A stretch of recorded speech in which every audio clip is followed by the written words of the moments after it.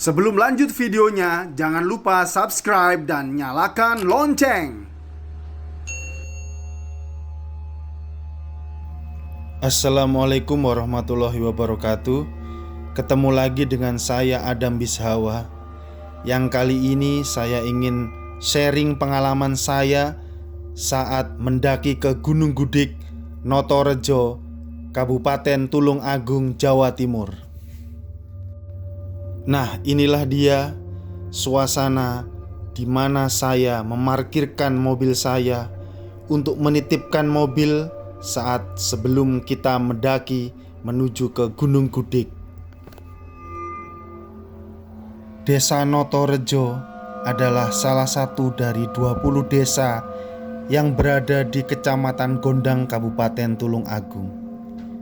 Asal nama Notorejo sendiri tidak lepas dari peran Abdul Fattah yang merupakan tokoh yang diangkat menjadi Demang atau kepala desa pertama desa Notorejo. Desa Notorejo asal mulanya adalah ada 2 kelurahan, yaitu Kelurahan Gonglong dan Kelurahan Karangtengah. Kedua kelurahan tersebut makin tahun makin ramai atau rejo, dan penduduknya makin banyak, juga makin tertata atau tinoto. Selanjutnya dengan musyawarah maka sepakat untuk menggabungkan menjadi satu kelurahan desa. Dengan alasan semakin ramai atau rejo dan tertata atau tinoto, maka kedua kelurahan tersebut sepakat untuk memberikan nama gabungan, yaitu Tinoto atau Noto dan Rejo. Maka terbentuklah nama desa Notorejo. Nah, selepas dari base camp atau tempat parkir mobil tadi, kita menuju ke Gunung Gudik, Desa Notorejo, di mana saya dan teman saya yaitu Gatut Limardani mulai start pendakian memang menjelang agak sore, sekitar antara jam 4:30 sampai dengan jam 5 sore. Di mana di sana kami sangat terkejut karena kami pertama kalinya untuk naik ke Gunung Gudik. Ternyata di sana kami menemui pemakaman desa Notorejo, dan salah satunya adalah makam Ki Demang Abdul Fattah.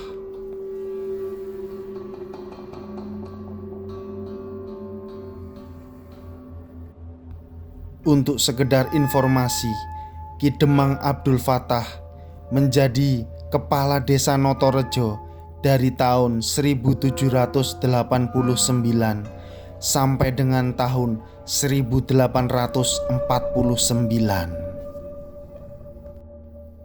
Jadi, letak lokasi makam itu ada di antara areal hutan jati sebelum kita menemui kawasan yang terbuka di lereng Gunung Gudik. Inilah dia makam Ki Demang Abdul Fattah.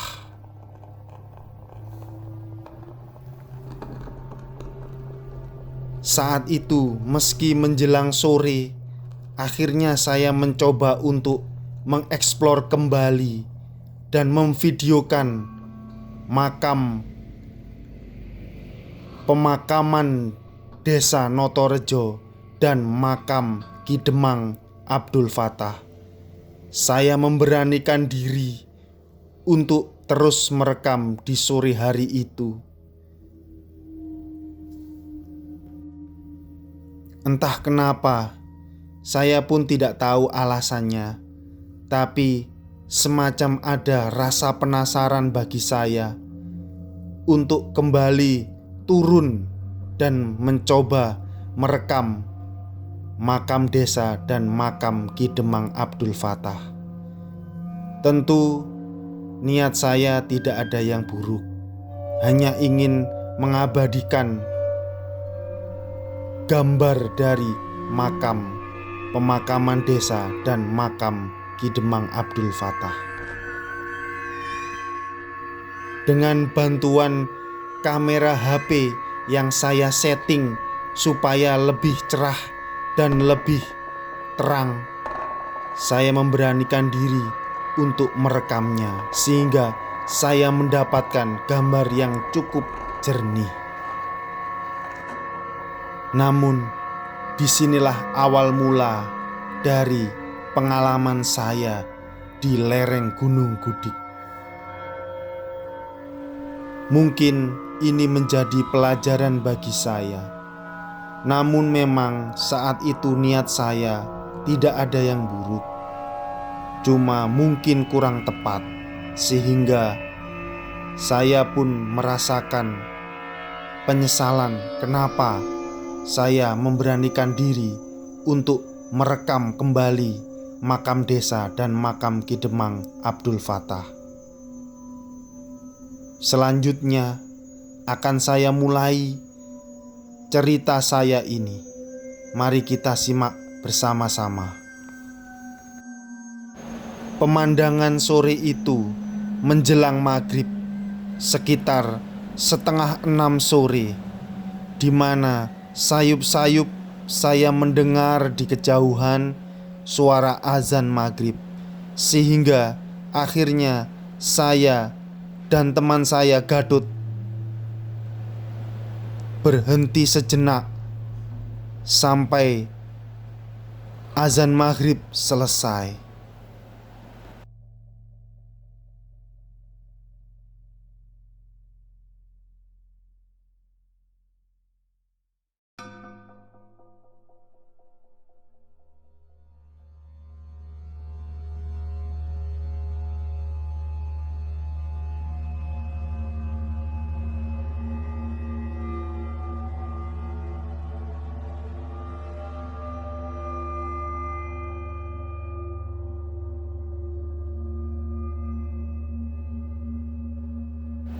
Nah, disinilah kami mengistirahatkan badan kita.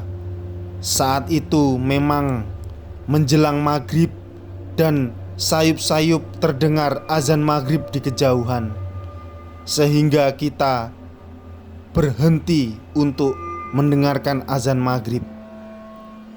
Saat itu kita sudah berada di kawasan terbuka dari Gunung Gudik, di mana di situ terdapat savana dan pemandangan yang sangat indah. Untuk ketinggian dari Gunung Gudik sekitar 1000 meter di atas permukaan laut, dengan trek kemiringan antara 45 sampai dengan 60 derajat.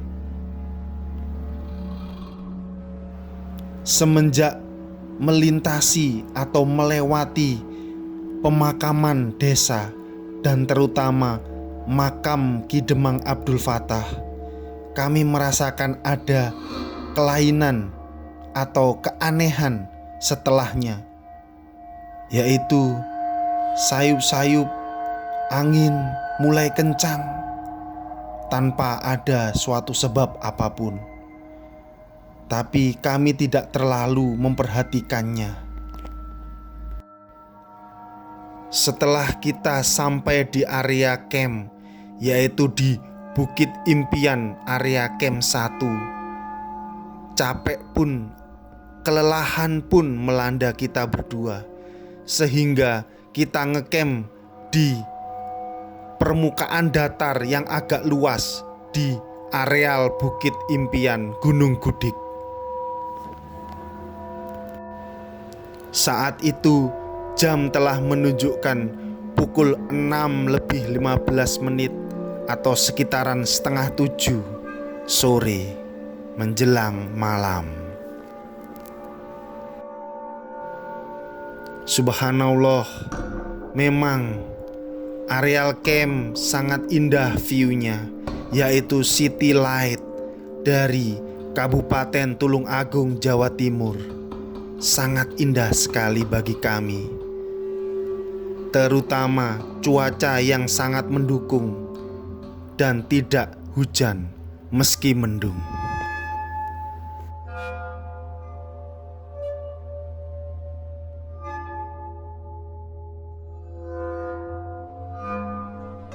Karena mulai terasa lapar Akhirnya malam itu saya dan teman saya mulai memasak untuk mengisi perut sembari ngopi dan merokok.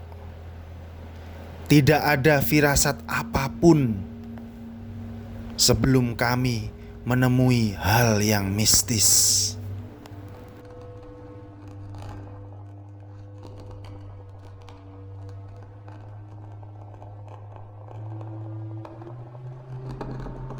Jadi, estimasi perjalanan antara base camp tempat kita parkir sampai dengan camp area Gunung Gudik itu sekitar 1 jam perjalanan dengan jalan yang terjal namun kita lalui dengan santai.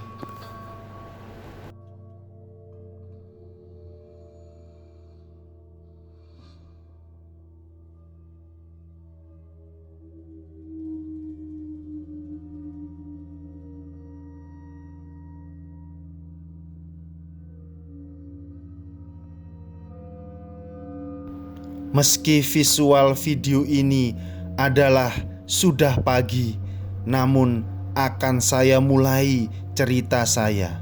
Jadi begini. Saat itu menjelang pukul 9 malam, di mana makanan sudah kita santap dengan santai dan nikmat. Saat itu Gadut berada di dalam tenda menelpon pacarnya, sedangkan saya berada di luar tenda.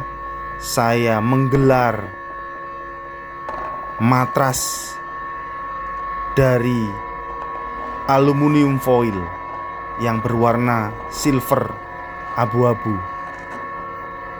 Saat itu memang kondisi cuaca tidak hujan, namun hanya mendung. Ketika kita naik tadi, angin bertiup kencang, terutama saat kita melewati pemakaman desa dan melewati pemakaman Demang Abdul Fattah. Nah, saat malam tiba selepas kita makan, angin itu serasa tidak ada yang bertiup sama sekali. Murni seperti kita sumuk, atau bahasa Indonesianya yaitu gerah ya, karena tidak ada udara yang bertiup. Sehingga saya memutuskan untuk keluar menggelar matras, dan saat itu saya mencopot baju saya. Saya hanya memakai singlet atau kaos dalam dan celana panjang saya.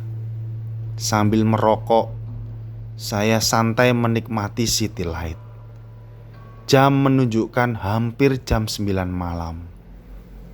Gadut berada di dalam tenda menelepon pacarnya dalam kondisi tidur, tidak melihat ke arah saya. Saya pun dengan santainya menikmati city light. Awal mulanya saya tidak merasakan apa-apa. Namun suatu saat ada semacam batu kerikil kecil yang entah dari mana datangnya itu terlempar menuju ke arah saya. Memang tidak mengenai ke badan saya, tapi mengenai di areal sekitar saya. Disitulah saya bertanya-tanya, loh, ini batu kerikil dari mana? Kok tiba-tiba terlempar ke arah saya? Sedangkan saat itu yang mendirikan tenda atau ngecamp di areal Bukit Impian Camp 1 hanya tenda saya, hanya saya dengan Gadut saja. Sehingga saya mulai bertanya-tanya, loh, ini batu siapa yang lempar ya? Kok tiba-tiba ada batu kerikil yang terlempar menuju ke arah saya? Memang tidak kena badan. Tapi kok ada hal yang janggal ya?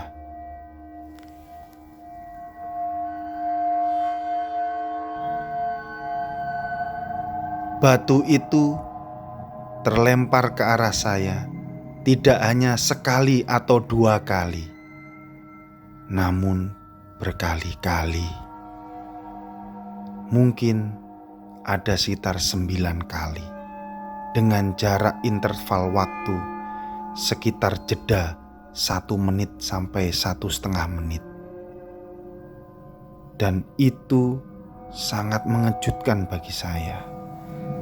Lama-kelamaan bulu kuduk saya mulai berdiri, merinding. Waduh, ini ada hal yang tidak normal. Sehingga akhirnya saya memutuskan untuk memakai baju saya, lalu menggulung matras saya untuk segera masuk ke dalam tenda. Saat itu jam menunjukkan sekitar pukul 9:30 malam. Sehingga ya sudahlah, ini mungkin saatnya saya harus tidur. Saya akhirnya masuk ke dalam tenda. Dan saat itu angin masih tetap diam. Ketika saya masuk ke dalam tenda, saya mulai menutup teras tenda. Sontak angin berhembus. Saya merasakannya sampai terasa angin itu masuk ke dalam tenda. Waduh, saat itu saya bertanya kepada Gadut. Tidak cerita, hanya bertanya. Gad, angin kok terasa berhembus yo? Gadut menjawab, lah, aku tidak terasa apa-apa Mas. Oh ya sudah, balas saya. Saya mencoba positive thinking. Akhirnya saya mulai menyalakan lagu dengan lirih. Karena Gadut masih menelepon pacarnya, saya biarkan dan saya prepare untuk segera tidur dengan saya menyalakan lagu-lagu lirih untuk lagu pengantar tidur saya.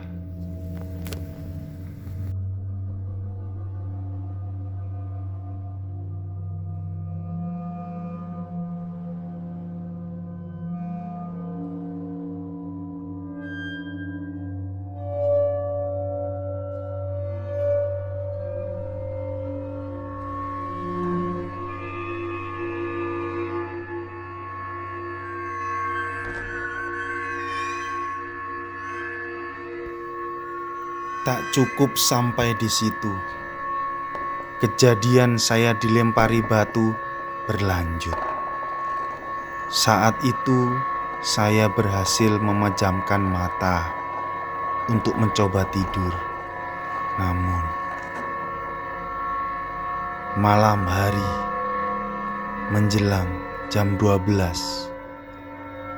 saya terbangun. Saat itu saya merasa ada orang yang mengitari tenda saya.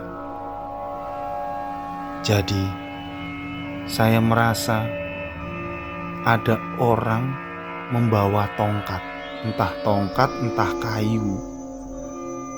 Dia memutari tenda saya, lalu menaruh tongkatnya itu menyentuh tenda atau outer layer dan digeret atau digesekkan tongkat itu kena tenda. Terus seperti itu sehingga berbunyi srek, srek. Jadi bunyinya itu seperti benda kayu atau tongkat yang mengenai outer tent atau layer luar dari tenda, sehingga suara itulah yang membangunkan saya, dan juga suara derap langkah seseorang. Sontak memang saya tidak langsung membuka pintu tenda untuk keluar, karena saya sendiri pun merasa was-was dan merasa sedikit takut karena malam hari. Saat itu saya menoleh ke si Gadut, tapi ternyata Gadut tetap tidur bahkan ngorok, sehingga saya mau membangunkan dia pun kasihan lah karena tertidur pulas, sehingga saya hanya menerka-nerka dalam hati, waduh, ini siapa ya?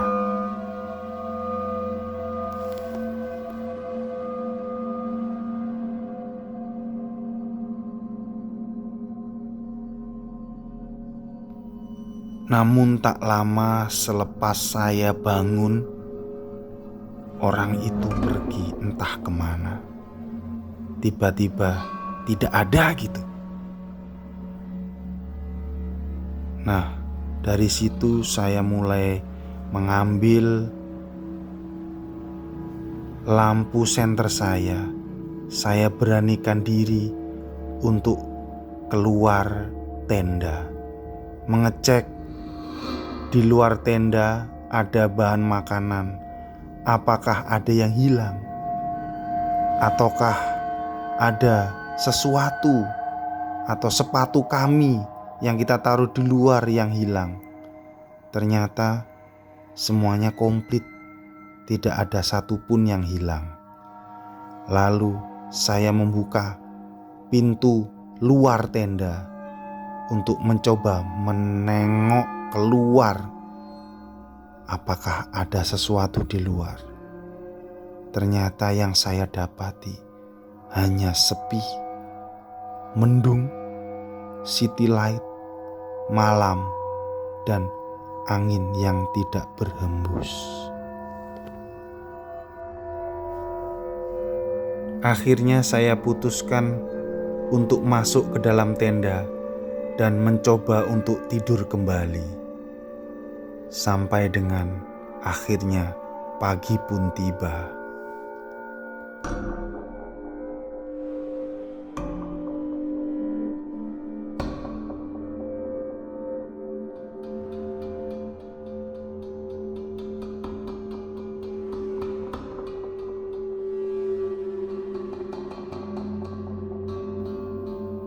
Alhamdulillah, dalam hati saya akhirnya ketemu pagi, dan kejadian tadi malam sudah kami lalui atau saya lalui tanpa Gadut tahu.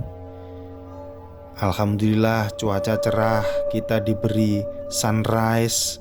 Akhirnya lalu kami masak-masak untuk kemudian kami berencana untuk naik ke puncak Pencu, Bukit Impian, Gunung Gudik, Tulungrejo, Jawa Timur. Akhirnya sekitar pukul 8 atau pukul setengah 9 kami menuju ke puncak Pencu, Bukit Impian, Gunung Gudik. Alhamdulillah, suasana sabana yang indah dan trek yang tidak terlalu menanjak, hanya menanjak terakhir saat mau menuju puncak saja. Akhirnya kita menjalani perjalanan dengan senang hati. Namun memang di sabana itu kanan kiri adalah tumbuhan atau mungkin rumput yang tinggi-tinggi. Entah rumputnya mungkin agak beda dengan rumput yang lainnya atau bagaimana, entah, saya tidak tahu. Tapi rumputnya itu terasa sangat gatal sekali apabila mengenai kulit, terutama kulit kaki dan kulit tangan. Sampai akhirnya saya, mungkin Gadut juga merasakannya, kami menggaruk tangan dan kaki kami karena terkena oleh rumput tersebut.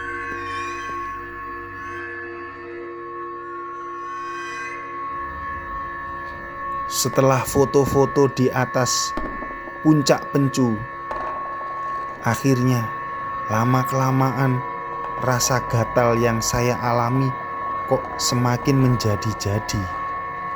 Nah, di situ saya berpikir, waduh, kejadian apa lagi yang saya alami ya? Kok seperti ini gitu. Tadi malam seperti itu, sekarang rumput-rumput itu seperti membuat kita gatel, atau dalam bahasa Jawa gudiken, seperti kayak gudiken gitu. Atau jangan-jangan Gunung Gudik ini ditumbuhi tanaman atau rumput yang bisa membuat gudik atau gudiken. Entah, saya kurang tahu hubungannya atau korelasinya. Yang jelas saya gatal-gatal di situ. Akhirnya ya sudahlah, kita nggak usah terlalu lama di atas puncak Pencu. Akhirnya ayo kita segera cepat-cepat untuk turun begitu.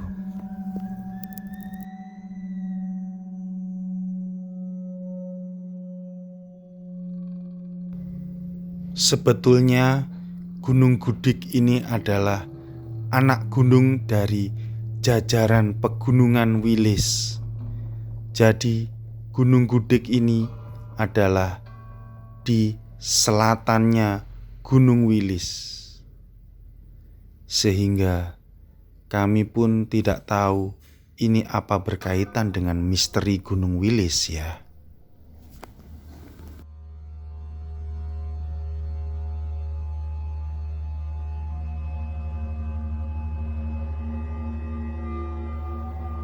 Selepas kami sampai di camp area, kami bergegas untuk segera packing dan memberesi tenda untuk segera turun dari Gunung Gudik. Saat itu jam menunjukkan sekitar pukul 10 siang.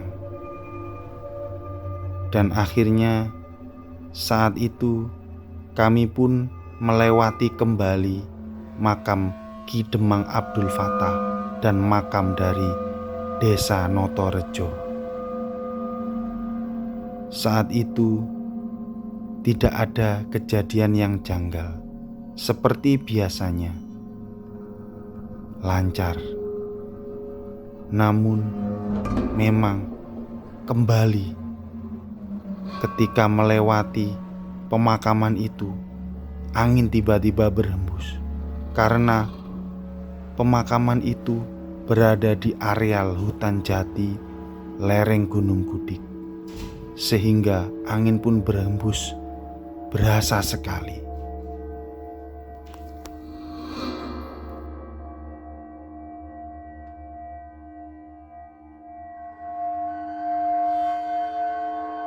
Saya dan Gadut pun bergegas untuk segera meninggalkan makam Ki Demang Abdul Fattah untuk menuju ke base camp tempat parkir mobil.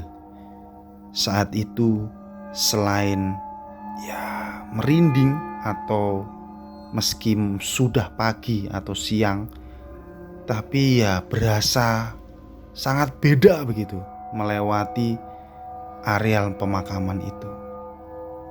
Kami bergegas untuk selain supaya segera meninggalkan tempat itu, kita juga ingin segera mencuci badan kita karena berasa sangat gatal sekali lama-kelamaan. Apalagi ketika terkena sinar matahari dan keluar keringat kita. Waduh, itu serasa seperti gudiken gitu, gatal sekali. Sehingga ketika kita nyampe di tempat parkir, saya langsung membasuh dari badan saya yang terkena tumbuh-tumbuhan yang berada atau rumput-rumputan yang berada di areal Gunung Gudik tersebut.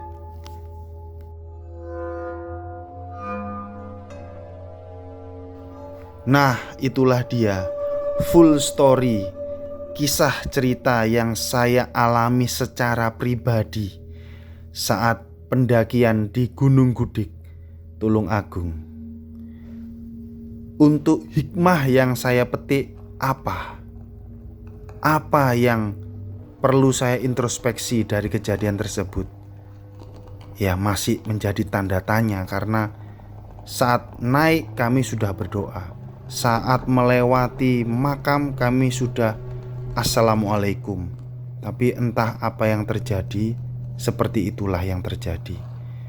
Maka silahkan Anda, teman-teman saya semua, mengkomentari kejadian saya ini di kolom komentar.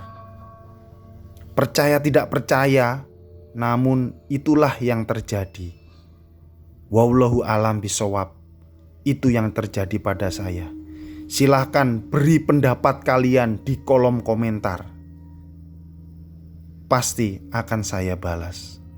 Assalamualaikum warahmatullahi wabarakatuh. Sampai ketemu di cerita mistis saya di Gunung Budek di Kota Tulungagung.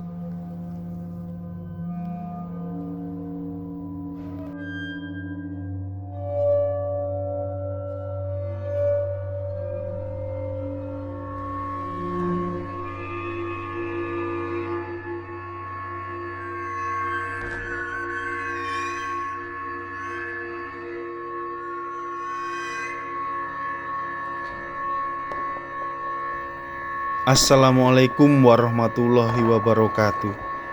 Ketemu lagi dengan saya Adam Bishawa. Yang kali ini saya ingin sharing pengalaman pribadi saya saat menaiki Gunung Budek, Tulungagung, Jawa Timur. Kenapa cerita saya ini saya gabungkan dengan pengalaman saya saat mendaki di Gunung Gudik? Karena cerita mistis yang saya alami di Gunung Budek ada kaitannya dengan cerita yang saya alami di Gunung Gudik. Semua gunung atau dua gunung ini semua berada di Kabupaten Tulungagung.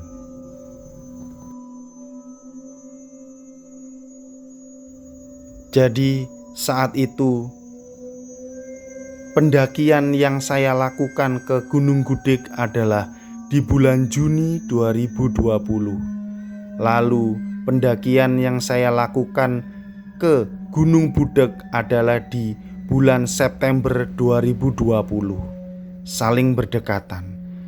Ketika pendakian di Gunung Budek, saya bersama dua orang keponakan saya, yaitu Tama dan Seka. Mereka berdua adalah teman-teman dari PSHT Blitar.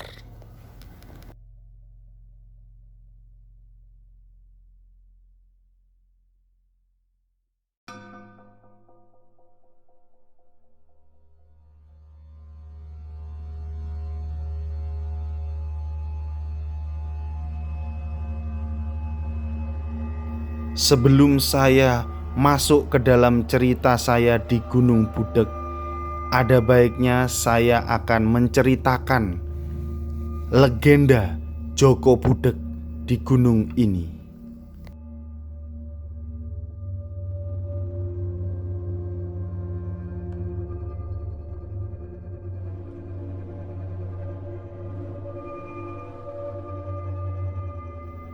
Konon, menurut cerita para tetua di Kabupaten Tulungagung, ada seorang jejaka yang bernama Joko Budek yang keturunan orang biasa dan Roro Kembang Suri dari keluarga Ningrat.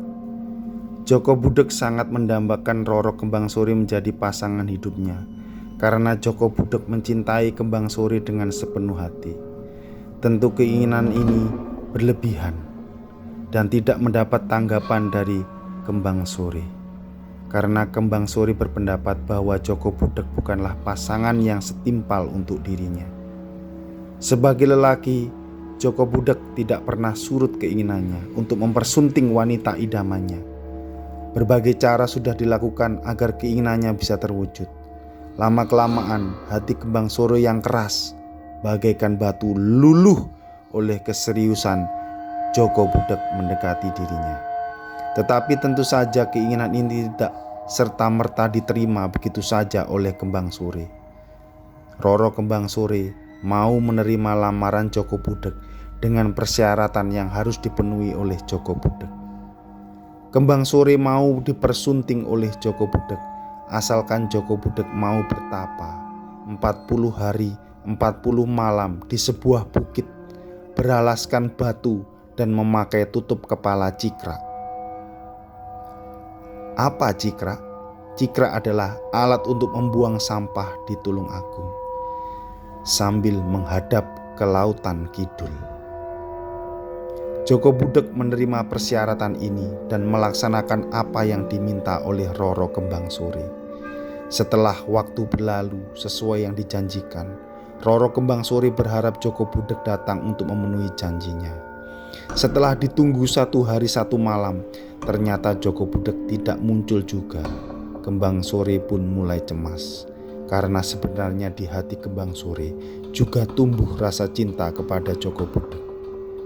Seketika itu juga Kembang Sore mendatangi bukit yang digunakan untuk bertapa Joko Budek. Sesampai di sana, masih nampak Joko Budek dengan khususnya bertapa. Kasihan melihat kondisi keadaan itu, Kembang Sore membangunkan Joko Budek dari bertapanya. Setelah cukup lama usaha Kembang Sore untuk membangunkan Joko Budek tidak membawa hasil, akhirnya Kembang Sore jengkel dan keluar kata-kata yang cukup keras, yaitu, "Ditangek nih kok mung jegideg wae koyo watu." Bahasa Jawa Tulung Agungan, yaitu berartikan dibangunkan kok tidak bangun-bangun koyok watu atau kayak batu. Seketika itu terjadi keajaiban. Joko Budek berubah wujudnya menjadi batu. Dan saat ini bukit tempat Joko Budek bertapa dikenal dengan Gunung Budek, dan Joko Budek bertapa masih utuh sampai sekarang. Roro Kembang Sore dengan penyesalan yang dalam kembali ke kediamannya dan bersumpah tidak akan menikah dengan orang lain selain Joko Budek. Roro Kembang Sore akhirnya bertapa di suatu tempat sampai meninggal dan dikuburkan di tempat itu. Saat ini tempat pemakaman Kembang Sore dikenal sebagai pemakaman Gunung Bolo yang sangat terkenal di Kecamatan Kauman, Kabupaten Tulung Agung. Untuk mencapai lokasi ini tidaklah sulit. Apabila Anda berada di kota Tulung Agung, maka dapat ditempuh selama 3 jam perjalanan darat dari Surabaya atau 2 jam dari Malang.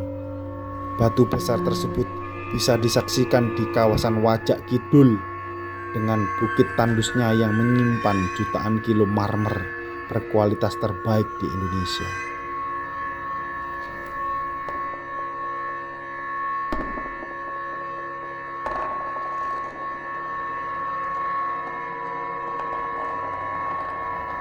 Nah, sekarang kita berlanjut di pendakian kami. Pendakian kami kita lakukan start mulai jam 3 sore. Di situ cuaca sangat bersahabat. Bahkan terik matahari sore pun menyengat masuk ke dalam tubuh kita. Karena kita mendaki di sisi barat dari Gunung Budek Tulung Agung, sehingga ya lumayan menguras tenaga karena keringat bercucuran dan terik matahari sangat menguras tenaga kita.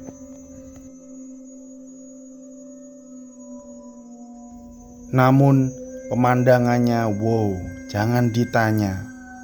Sungguh indah sekali dengan cuaca yang bersahabat Dalam artian bersahabat adalah kita diberi pemandangan yang sangat indah.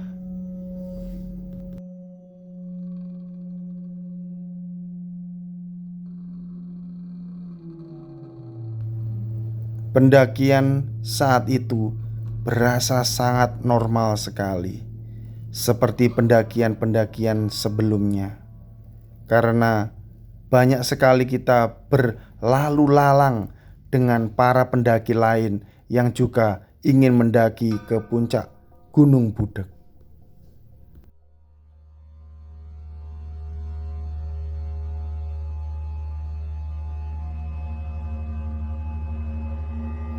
Hanya saja terjadi kejadian yang masih wajar, yaitu sandal dari Seka atau ponakan saya putus di tengah jalan, sehingga dia naik dengan tidak memakai alas kaki.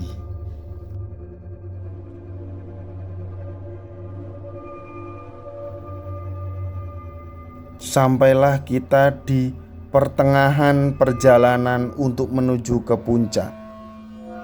Di situ lagi-lagi saya mengalami hal yang bisa dikatakan tidak aneh sih, cuma terkejut aja sih saya, karena saya merasa badan saya ini berat.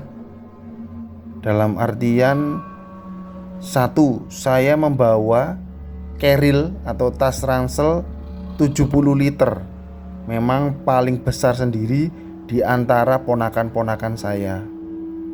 Satu itu. Kedua, yaitu sinar matahari yang sangat terik yang menyinari tubuh kita pas di sore hari, membuat keringat dan sedikit dehidrasi, sehingga saat itu ketika perjalanan telah menapaki pertengahan mau menuju ke puncak, badan saya terasa lemas dan kepala itu pusing.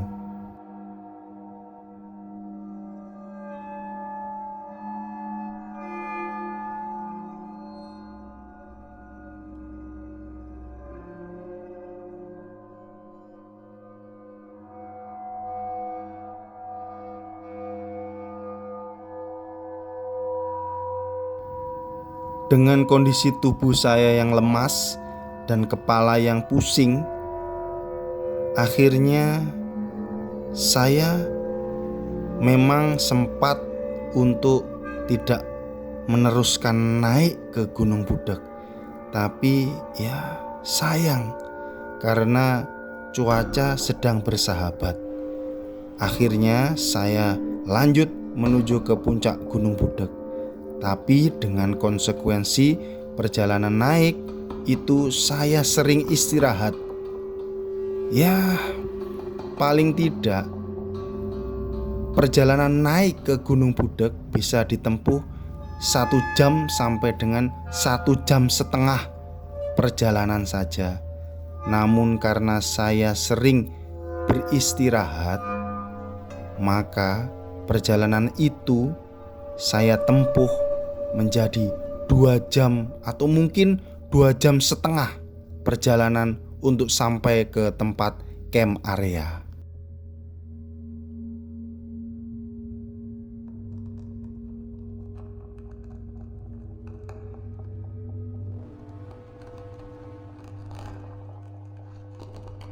Malah bahkan saat itu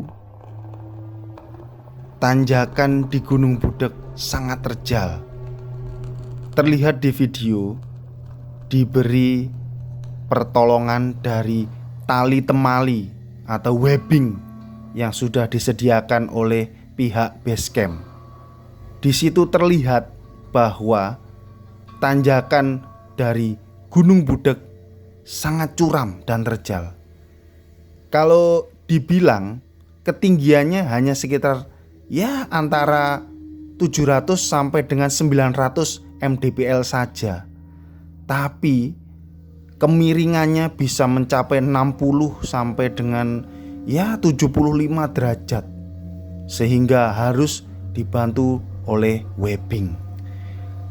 Dikala itu tas saya, karena paling besar sendiri dan paling berat, saya mintakan tolong kepada si Tama, ponakan saya, untuk membawanya, sehingga saya tidak membawa tas ransel apapun. Dan si Tama itu membawa 2 tas ransel, satu 50 liter yang dia bawa sendiri, lalu 70 liter yang tas ransel saya yang juga dia bawa.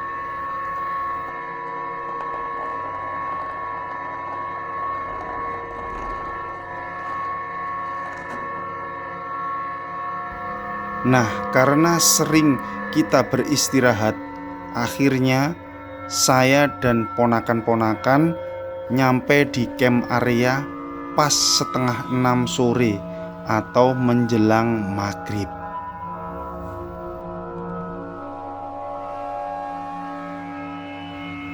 Dan ponakan-ponakan saya ini tergabung di pencak silat PSHT Blitar, sehingga mereka berdua ya paling tidak punya keahlian silat dan punya keahlian tenaga dalam. Disinilah awal mula dari cerita saya di Gunung Budek, Tulung Agung.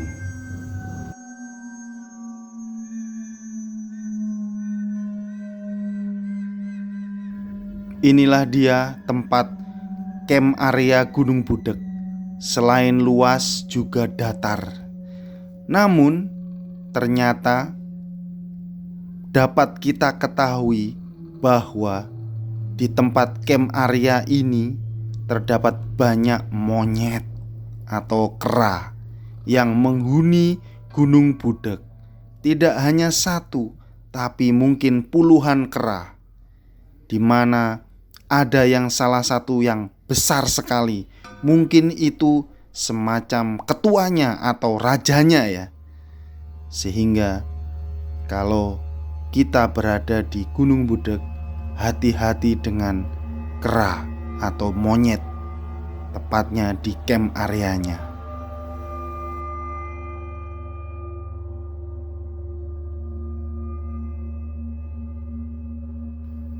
Malam pun tiba.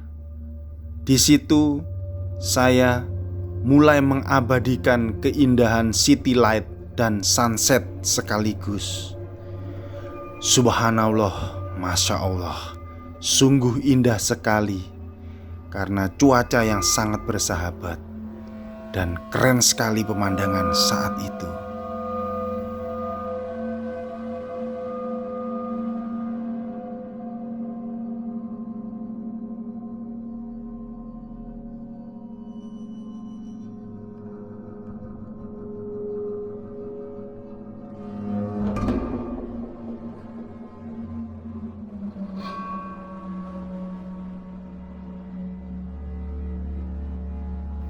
Tak lupa kami pun mencoba mencari kayu untuk kami bikinkan api unggun. Karena ternyata setelah kami mendirikan tenda, tak lama ada teman-teman dari Tulung Agung dan sekitarnya yang mendirikan tenda atau ngecamp di sekitaran kami, sehingga kami menghangatkan suasana malam dengan membuat api unggun.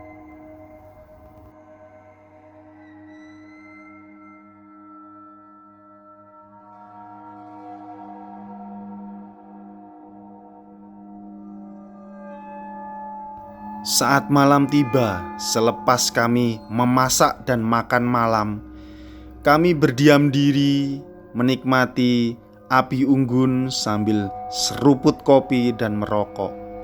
Sangat-sangat momen yang keren. Dan momen itu berjalan lama.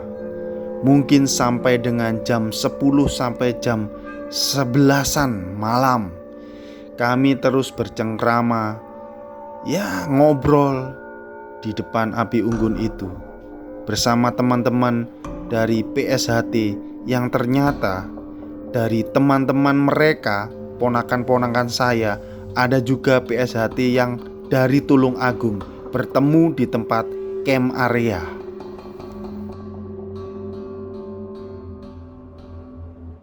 Sampai akhirnya malam pun menjelang dini hari dan kami pun mulai menuju ke tendanya masing-masing. Dan disinilah kejadian aneh cerita mistis itu terjadi pada saya.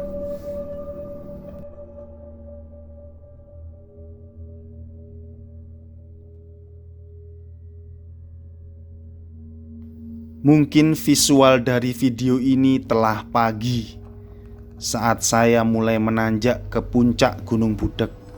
Tapi akan saya mulai cerita mistis saya. Jadi begini. Saat itu kami bertiga. Lalu tenda yang kami bawa adalah 2 tenda. Nah, 1 tenda berisikan untuk 2 orang dan 1 tenda lagi berisikan untuk 1 orang. Lalu ternyata ponakan-ponakan saya menjadi di 1 tenda atau tidur di 1 tenda yang berisikan maksimal 2 orang.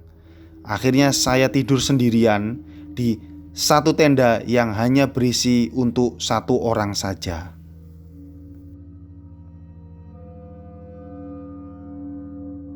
Saat itu jam menunjukkan pukul 2:30 dini hari, di mana itu adalah sepertiga malam.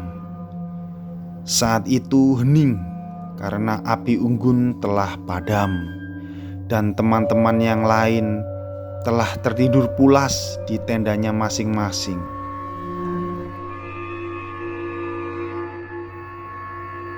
Saat itu saya tidur seperti biasanya. Jam menunjukkan pukul 2:30 dini hari. Saya terkaget. Waktu itu ada suara yang membisik di belakang tenda saya, di mana belakang tenda saya itu adalah pepohonan, di mana pepohonan rimbun itu tempat monyet keluar dari sarang persembunyiannya. Justru dari situlah saya mendengar ada suara dengan bahasa Jawa. Yang jelas itu suara manusia ya. Suara manusia yang mengatakan atau mengobrol dengan saya atau niat membisikkan sesuatu dengan saya. Yang saya dengar lamat-lamat dari dalam tenda itu seperti begini. Nanti akan saya artikan ke bahasa Indonesia, yaitu begini. Hei kowe sing gatel-gatel wingi ning Gunung Gudik, ngati-ngati langkahmu yo. Wingi kowe nglewati panggonku makom.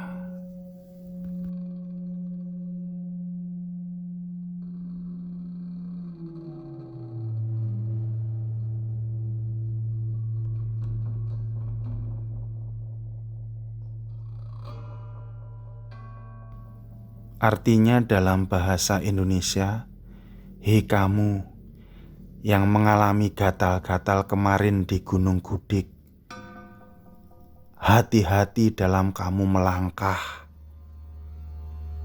Kamu kemarin ngelewati tempat peristirahatan saya.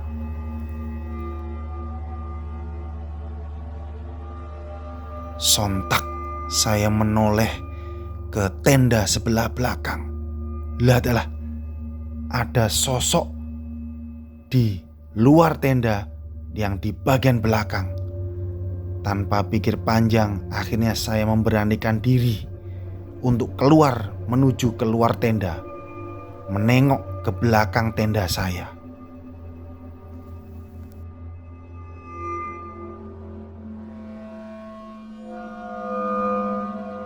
Terkejut, saya temui ternyata adalah seekor monyet yang malam-malam atau dini hari itu berada di belakang tenda saya dengan sudah membawa bungkusan snack dan sebuah minuman atau air mineral di tangan kanan dan tangan kirinya. Ketika melihat itu, dia langsung atau seperti memberi peringatan kepada saya untuk tidak mengusiknya. Lalu kemudian selangkah saya mundur, dia pun selangkah kemudian lari menuju ke rimbunan pepohonan yang ada di belakang tenda saya.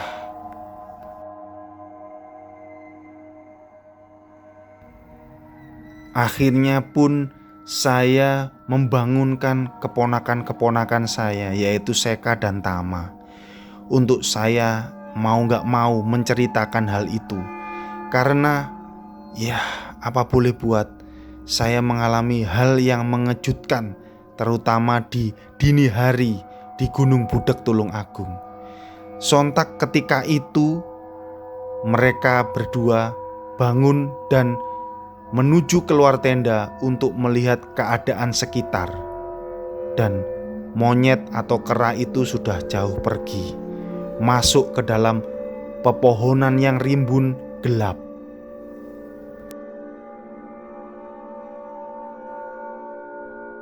Tak berapa lama akhirnya kami pun bertiga duduk di tenda yang tempat saya tidur. Lalu saya memasak kopi untuk menghangatkan badan. Di situ akhirnya kita cerita-cerita bahwa sejak awal mereka berdua, si Tama dan Seka, itu pun juga mengalami kelelahan saat mendaki pertama kali menjelang maghrib, terutama saat akan tiba di camp area. Di situ memang jam menunjukkan hampir pukul 5:30 ya. Di situ berat sekali katanya dia. Lalu setelah tak berapa lama si Seka masuk ke dalam tendanya, dia pun ternyata membawa sabuk, istilahnya sabuk PSHT ya. Dia itu sudah sabuk warna kuning kalau tidak salah ya. Itu pun ternyata juga hilang entah kemana. Nggak tahu apakah diambil oleh kera atau terselip ketelingsut atau bagaimana. Saya pun kurang tahu. Tapi malam itu juga dia cerita kalau sabuknya itu hilang. Lalu mereka berdua juga cerita sama halnya yang saya alami, tapi saya merasa letihnya itu sudah duluan. Ketika di pertengahan perjalanan itu saya sudah merasa letih dan mereka pun belum, tapi sudah mulai terasa. Nah, mereka mulai terasa sangat berat ketika mendekati camp area yang tempat rimbunan kera-kera itu bermunculan. Di situ memang lumayan rimbun ya, sehingga disitulah mereka merasa agak berat, terutama di punuk atau pundak atau di punggung mereka. Nah, itulah yang kami alami saat pendakian Gunung Budak Tulungagung. Percaya tidak percaya, tapi ya itulah yang terjadi pada kami bertiga. Jika ada komentar, silahkan tulis di kolom komentar, maka akan saya balas dengan saya sebisanya. Terima kasih.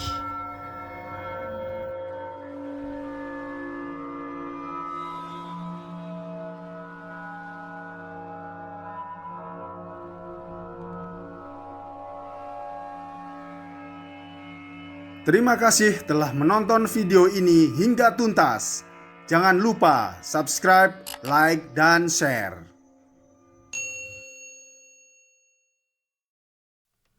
Sampai bertemu kembali dengan saya Adam Bisawa di pendakian-pendakian gunung berikutnya, beserta cerita-cerita yang saya alami sendiri. Percaya tidak percaya, itulah yang terjadi. Terima kasih, sampai ketemu lagi teman-teman.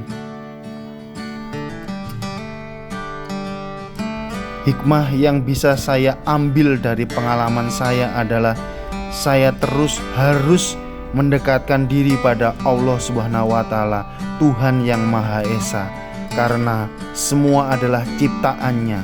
Kita tidak hidup sendiri di alam dunia ini. Terima kasih, sampai ketemu lagi. Assalamualaikum warahmatullahi wabarakatuh. See ya guys.